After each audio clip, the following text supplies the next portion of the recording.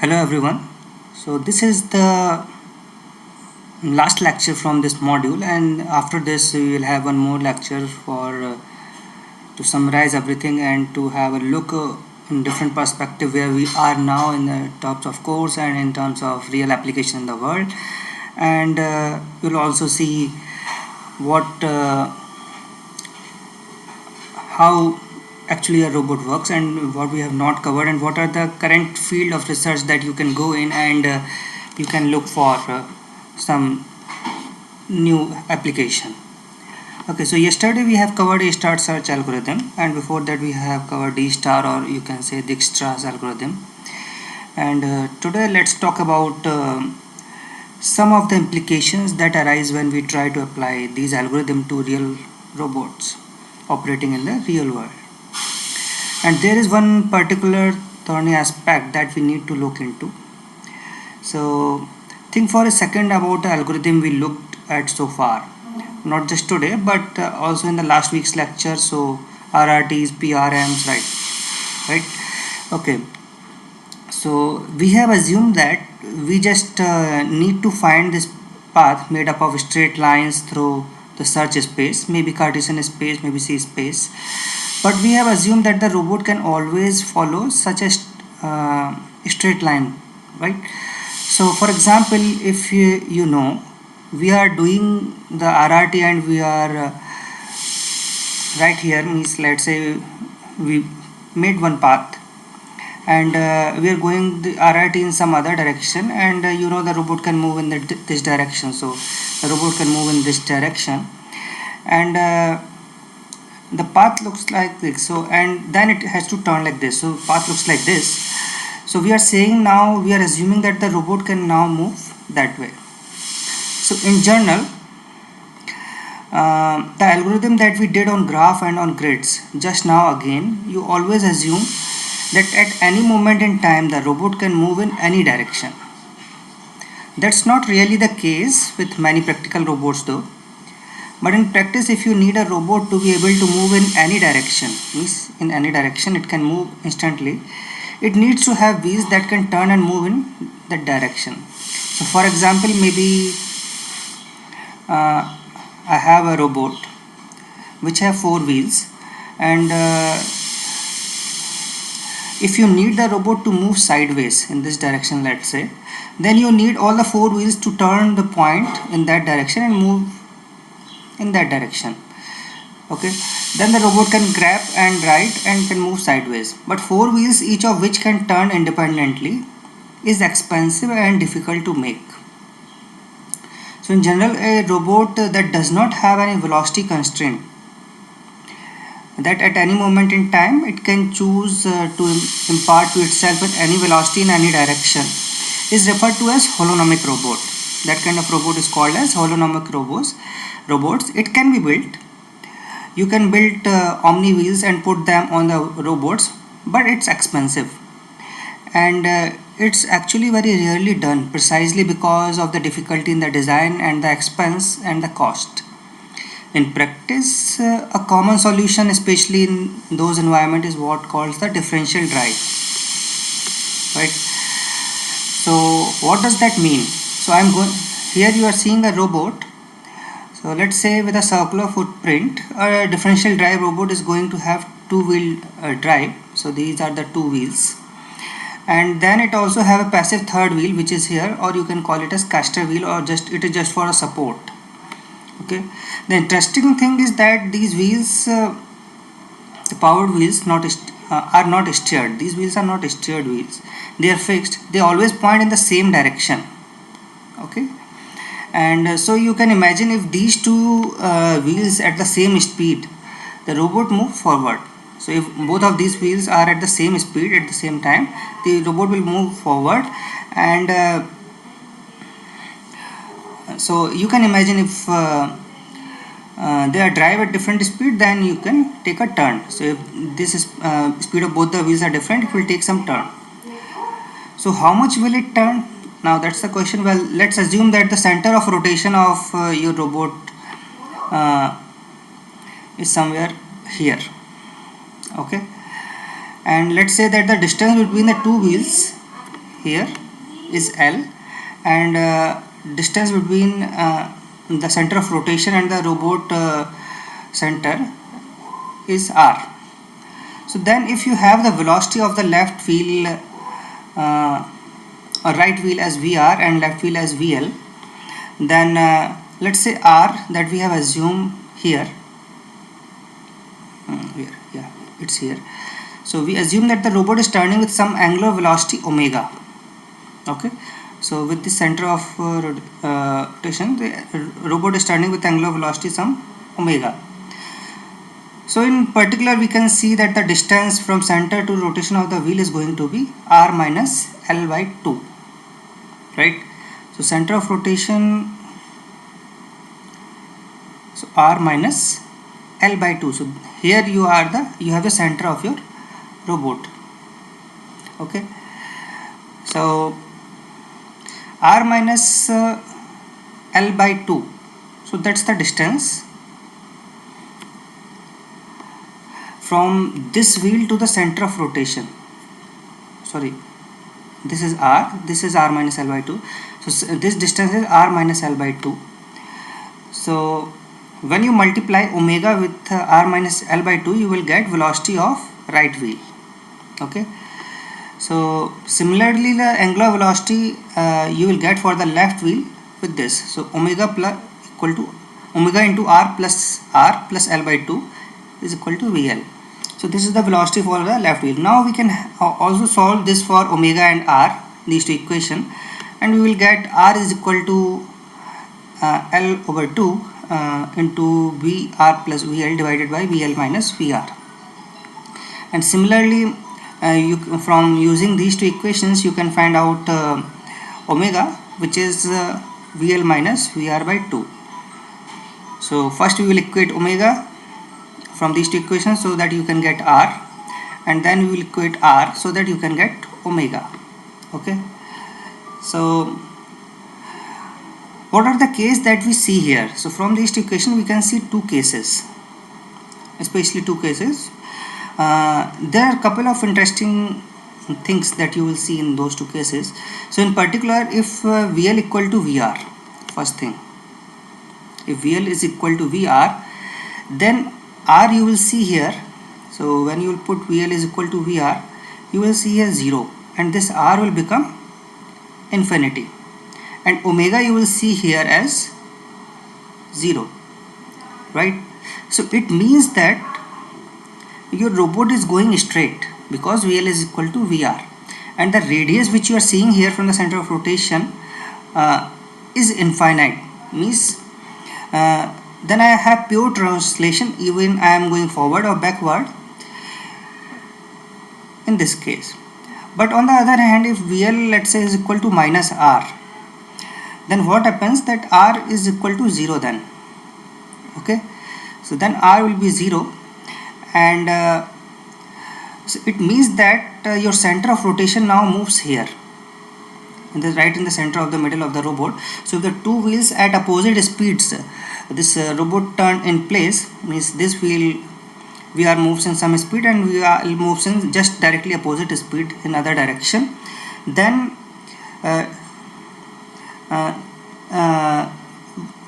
what you will have see, it will rotating in its own center. Okay, so it doesn't translate at all, it is just rotating around its center in turns in place, you can say, and then anything else have combination of translation and rotation, essentially you will get some directional speed. Okay, so that's somewhere between the center of the robot and infinity you will have some different directions where robot can go. So to summarize what's interesting about differential drive, maybe you have seen caster wheel on some robots. I will show you one caster wheel. So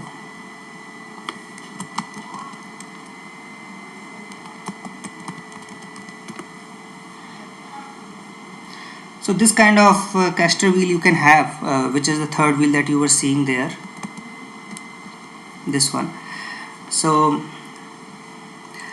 it turns passively. So this kind of caster wheel, it turns passively in any direction, doesn't have any power, and it supports the robot, but it's not the driven, and it's actively steered. Okay, so it's not actively steered, so it only needs two powered wheels, and the powered wheels are both of them not steered. These are not steered. It is directing only in one direction. So it's sturdy, it's cheap.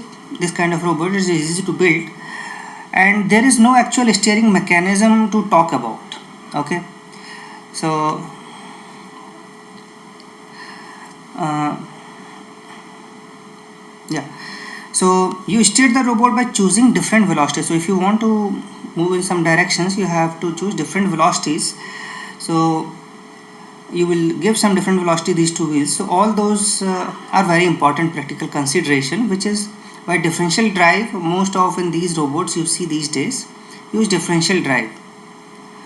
Okay, so what are the consequences of it? What are the cons? So well, the differential drive is not a holonomic robot, because if it is a holonomic robot, it can translate sideways very easily, but here it cannot translate sideways easily. So it has to first rotate, and then it has to go in that direction. It can translate forward and backwards, but it cannot translate sideways. So it's a non-holonomic robot. What it can do, if it needs to move in to the side, it can turn in place and then go forward. So let's say it wants to go in this side. In its center, it will first face this direction and then go forward. So if you think just follow a path and then yes, turning in place and moving is almost as good. So the other consideration is that the passive caster wheel, when it has to change the direction, can cause sudden jumps, because it needs to passively turn from one side to another. So very often you can think about this next time you're pushing a supermarket cart, which will have a passive caster wheel in the front. Think about what happens to those passive caster wheels as you change the direction of your cart. So you feel some kind of jerk there. So that's why these robots don't really work for high velocities. They are not good for driving on roads. That's why this is the solution of choice for most of the indoor robots. I repeat, indoor robots, not outdoor robots. So what about planning for a robot like this if it's not holonomic? It cannot translate sidewise, but it can turn in place. So for example, if you know the path, let's say you know the path, a robot wants to go from here to here, and then let's say it wants to take a right turn. Okay, so it cannot go sideways. So after reaching here, it cannot go sideways. So first it has to rotate from its own center, and then it will go in this direction. So it will face this direction and then it will move. So do you care really about the fact that it has to turn in place? Especially if the robot has a circular footprint, it can turn in place, right? So it looks to you as if a robot can drive in any direction. So then it kind of impersonate a holonomic robot. So it's actually not a holonomic robot, but it kind of impersonate, because you don't have to make any curve to go over here. After reaching here, you just have to change the direction and you will face here and move further. Okay, so many kind of algorithms can still apply here, and so whatever algorithms that we have seen, so that we can apply. So if on other hands you care about the fact that it has turn in place, you know, maybe it doesn't have a circular footprint.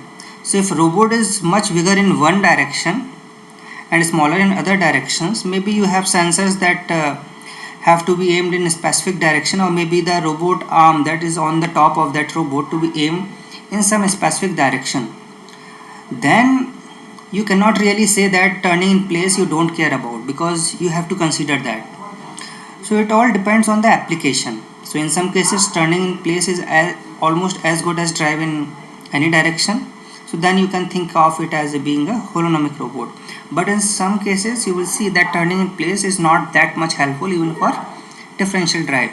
But in most other cases you will see that it can work little bit as holonomic robot, or you can say it can impersonate but not actually a holonomic robot. Okay, so now next we will see, so path planning for not holonomic robots. So we have seen that in last one, your differential drive robot, which we use normally for indoors, can work for what you say, for indoor in also impersonate non impersonate holonomic robots. So but when you have non holonomic robots, how you will do path planning? So let's talk for a second about the most common solution for outdoor robots, or for robots that you do drive on roads or highway.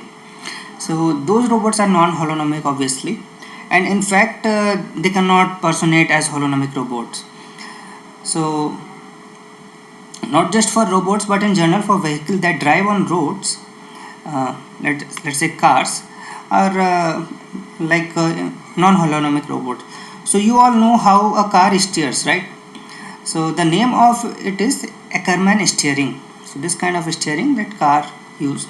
So what that means, Ackermann steering is, so Ackermann steering is a mechanism that turns the front wheel in such a way that all the four wheels of the car move along a circle that have the same center. Okay, so this is your Ackermann steering, and if we see here, so you have I just try to draw this in block diagram. So and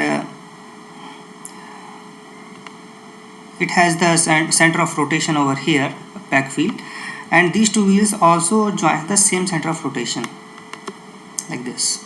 Okay, so this is center of turning circle. Okay, so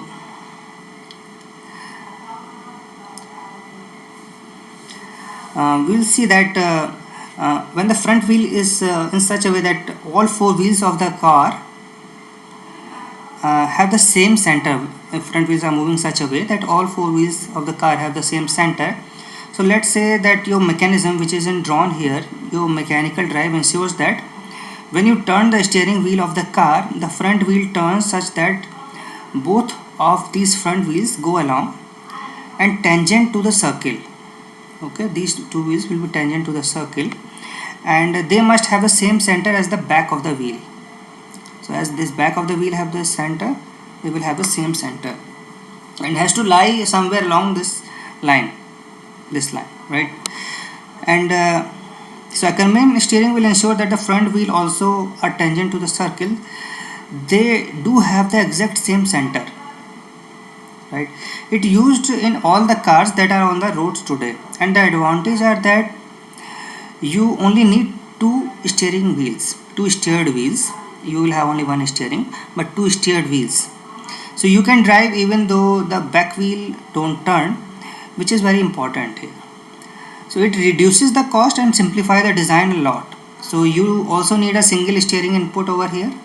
You don't have to imagine how hard driving it would be if you had two steering wheels, one of the front left and one for the front right. You will just have one steering wheel, and you have to be careful how you turn them relatively to each other. So Ackermann steering ensures that a single input is sent to both front wheels, and it just right so that they are both on the circle, okay, with the same center. And that means that once you have turned the wheel of the car, the whole the entirety of your car will turn around this point right here, and the wheel don't have to slip sideways. Okay, so all the wheels only move forward, and the car nicely turns around this center of the rotation, right? And that is no sideways slip. So there is no sideways slip, which would have all kind of massive negative consequences over here. So many advantages. The disadvantages are that from our perspective, from robotics, is that in practice,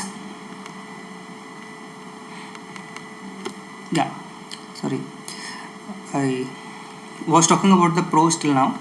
So now I will talk about the consequences. So the disadvantages are that from our perspective, from robotics, is that in practice this turning radius cannot be arbitrarily small. It cannot be very small, that you can just turn over here. It has to be something. So you cannot make wheel these really to point towards a center right here. Here you cannot point it. So what happens is that the turning radius has limits, and that would be extremely difficult for mechanical perspective if you move the center. And in particular, the car cannot turn in place. It will take some radius if you want to turn. So well, wouldn't it be nice, or wouldn't that make parallel parking or parking in general a lot easier if your car could just turn in place? So if it can turn in place, it can also move sideways very easily. It will make these things very easy. So it cannot move sideways, so it's non-holonomic robot, but it can also not turn in place. So if differential drive can turn in place, it cannot do that thing. So it cannot even impersonate to holonomic robot. So an Ackermann steered card cannot even do that. So then it's really a non-holonomic robot, and you cannot move in arbitrary direction from this Ackermann steering robot. So you cannot, so if your car points like this, let's say your car points like this in certain direction, okay, and then you choose between turning in one direction at a small radius and going forward, or obviously the same thing backwards or in other direction for turning, but that you cannot translate sideways. It cannot go sideways. You cannot even turn in place and move, okay, but you can go in intermediate directions, but you cannot go sideways, and you cannot even turn in place and move. So you are limited in what you can do here. So how do you do motion planning for these kind of robots which have something like this kind of steerings, or for non-holonomic robots, or for, let's say, automatic cars? So this is a topic in itself, and it's more advanced topic that really outside of our scope of this class. And well, just to give you a kind of idea, well, for example, what you are doing in RRT, what you could do, let's say you have RRT. So far you have your starting point over here. Let's say you have your starting point over here. So we are doing RRT.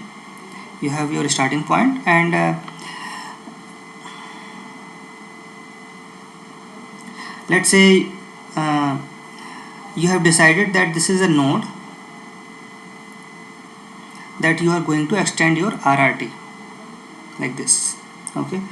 So well, you cannot really go in arbitrary direction, right? So whatever radius your robot can cover, only those kind of path length or link length you will have, and those links will have some curve and can be straight. So your robot can either go straight or it can have some curve. So whatever those radius can be, those you will define over here. So let's say you cannot, so let's say you give yourself 5 possible choices. Let's say you give yourself first choice that I am going to do these of the one of these 5 things. So either I can go straight or backward, I can turn here, and I can also go in one intermediate direction over here and over here. So these 5 choices you have, and you select at random. You need to keep anything you can select at random, and you can keep track of how your car is oriented. So you do one of these 5 things. You choose to this version. So you RRT grow like this in one direction. Let's say you are going like this, and let's say you do your random sampling right here, and another points come out. So well, from here now you again, once you can, let's say you can go like this, or you can go like this, okay. So any random number is coming, so in that direction, depending on which direction it is coming, you can choose the path, okay. So at some point of time you are going also to try this primitive. So your RRT will only even grow using one of these 5 control inputs, and it is still everything else about the RRT holds. So whatever you learn about RRT, it still holds here.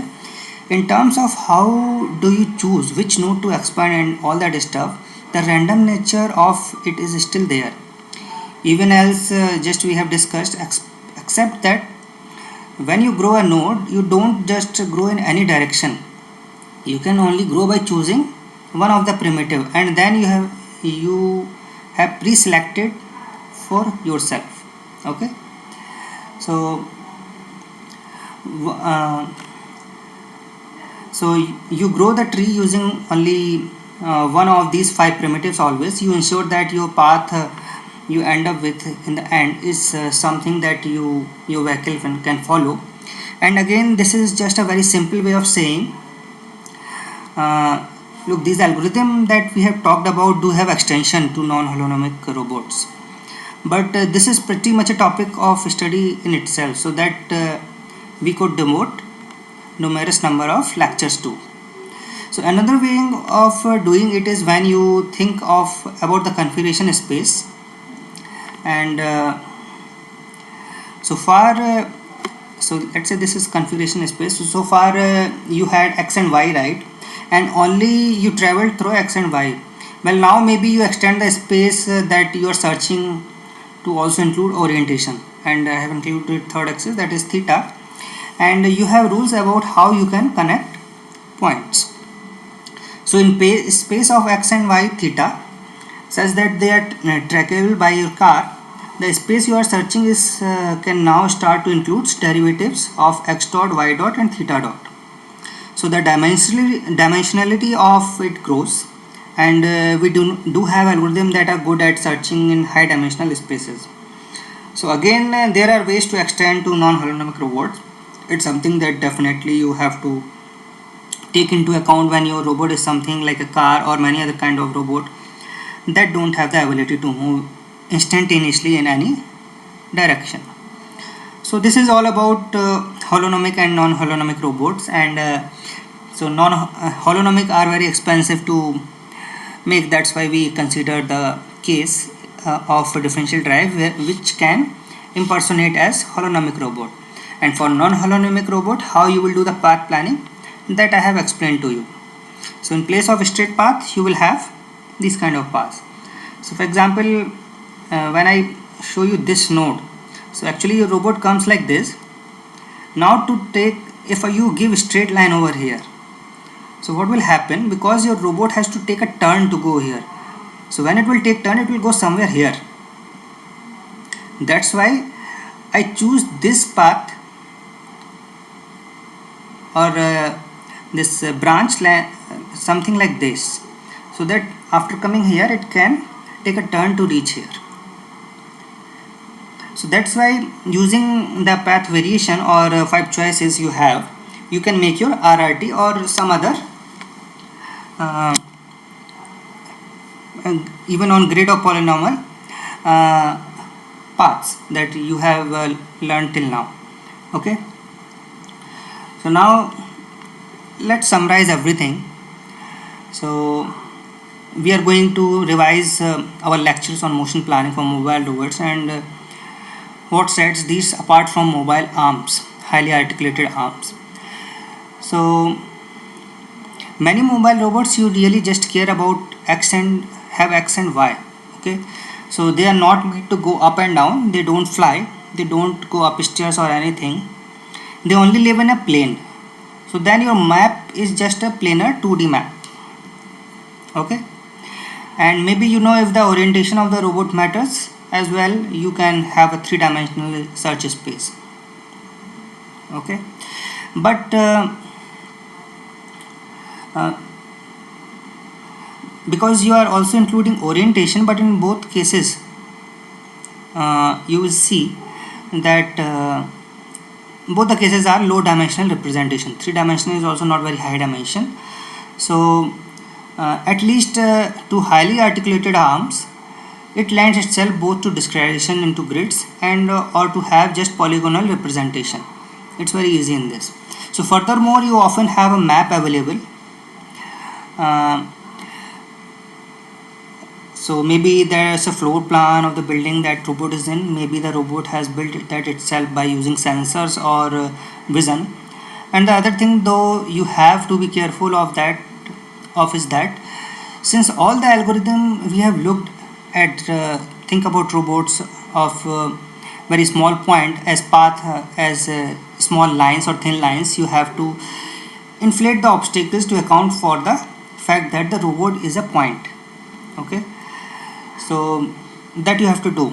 So however, once you have inflated the obstacles by the size of the robot, you can again think of a motion planning as this problem of finding the path from point, for a point from a start to goal. And what we have seen is that for many of these problems, motion planning become a search on a graph. So a graph is a collection of nodes and then edges relating to those nodes. So those edges will have some cost or length or weights associated with them, and then motion planning becomes the problem of finding a path on a graph from start to node and to the goal node.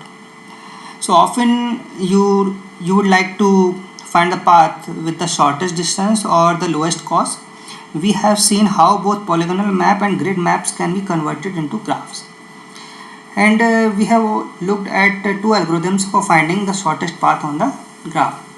Dijkstra's algorithm or the A star algorithm, which theoretically is an expensive computationally, is but in practice, how much faster the Dijkstra's than Dijkstra's your A star works, because it uses a heuristic of how far I still have to go to get to my goal. You always will have that notion over there. So then we have also thought about the real life robots, how we would physically build a robot like this. Okay, so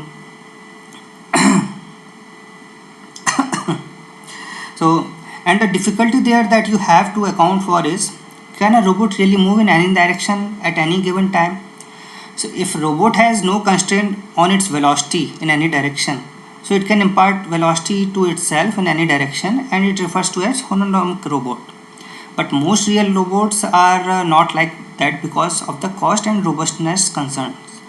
So most indoor robots you will use differential drives, just two wheels that steer the robot by moving at different speed. So it's a non-holonomic robot. It cannot move sideways, but it can turn in place. It can kind of approximate a holonomic robot. But outdoor robots like cars, the classic class of robotic cars, those really can move in arbitrary direction, especially when using Ackermann steering. We have talked about how path planning needs to account for that, and we have looked at some simple intuitive ways to do it. But in general, you have to take into account the non-holonomic nature of your robot. And when doing motion planning for these type of real life robots, especially if it's an outside robot like a car or some other robot, or maybe many other classes as well.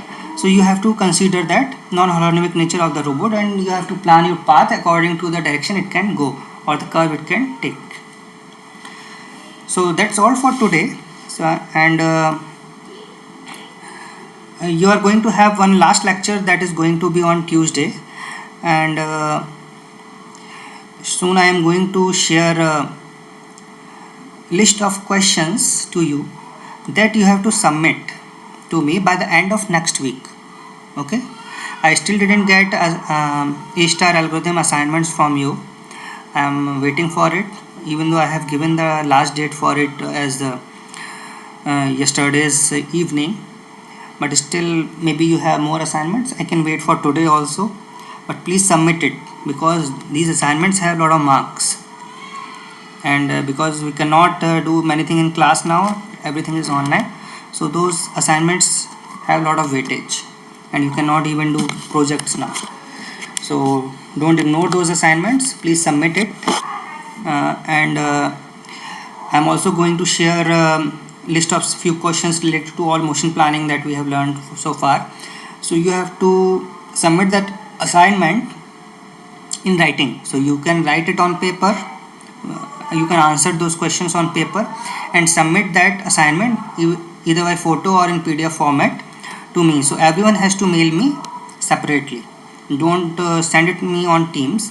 Everyone has to send me individual mail for those assignment. So that's all for today. Thank you everyone, and have a nice day or nice weekend. Thank you.